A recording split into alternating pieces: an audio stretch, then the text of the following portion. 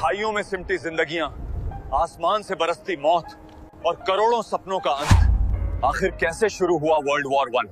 सोचिए, एक ऐसी दुनिया जहां एक गोली ने पूरी इंसानियत को आग में झोंक दिया, जहां राजाओं की जिद, समझौतों की साजिश और राष्ट्रवाद की चिंगारी मिलकर बन गई इतिहास की सबसे भयानक जंग। कौन थे असली जिम्मेदार और इस जंग ने दुनिया का नक्शा हमेशा के लिए कैसे बदल दिया? आज हम आपको ले चलेंगे 1914 की उस दहलीज पर जहां से वापस लौटना मुमकिन। आइए सबसे पहले युद्ध के पहले की परिस्थितियां और युद्ध के कारणों को समझते हैं। प्रथम विश्व युद्ध किसी एक गोली या एक घटना का परिणाम नहीं था।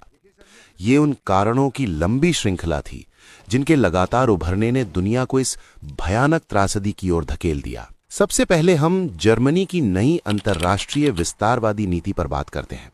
1890 में सम्राट विल्हेम द्वितीय ने जर्मनी को विश्व शक्ति बनाने का सपना देखा। नई नीतियां बनी, सेना बढ़ी, विदेशों में प्रभाव बढ़ाने की कोशिश हुई। दूसरे देशों को लगा जर्मनी एक उभरता हुआ खतरा है और अंतर्राष्ट्रीय संतुलन डगमगाने लगा। अब आते हैं परस्पर रक्षा सहयोग यानी म्यूचुअल डिफेंस अलायंसेस पर। यूरोप के देशों ने संधियां कर ली। मतलब साफ था, अगर एक देश पर हमला होगा तो उसके दोस्त भी युद्ध में उतरेंगे। 1882 की त्रिपक्षीय संधि ट्रिपल अलायंस ने जर्मनी को ऑस्ट्रिया, हंगरी और इटली से जोड़ दिया। इसके जवाब में ब्रिटेन, फ्रांस और रूस साथ आए। इसे त्रिपक्षीय सौहार्द यानी ट्रिपल एंटेंट कहा गया। 1907 तक यह व्यवस्था मजबूत हो चुकी थी। यूरोप दो दुश्मन खेमों में बंट चुका था। इस आग को और हवा साम्राज्यवाद ने दी। अफ्रीका और एशिया के इलाकों में कच्चे माल और उपनिवेशों के लिए होड़ लगी थी। जब जर्मनी और इटली इस दौड़ में कूदे तो उनके लिए जगह कम बची।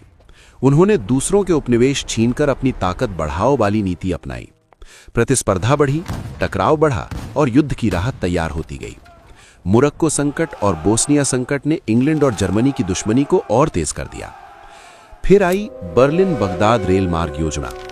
जर्मनी ने इसे प्रभाव बढ़ाने के लिए शुरू किया, लेकिन इंग्लैंड, फ्रांस और रूस ने इस योजना का विरोध किया। कटुता और गहरी हो गई।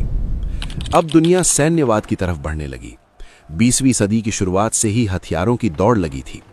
1914 तक जर्मनी सैन्य निर्माण में सबसे आगे निकल गया। ब्रिटेन और जर्मनी अपनी नौसेनाएं तेजी से बढ़ा रहे थे। 1911 में इस प्रतिस्पर्धा ने अगादिर संकट को जन्म दिया। समाधान की कोशिश हुई पर सफलता नहीं मिली।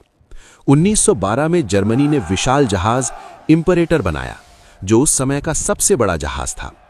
इंग्लैंड और जर्मनी के बीच वैमनस्य और बढ़ गया। अब बारी थी सबसे भावनात्मक कारण की, जिसे राष्ट्र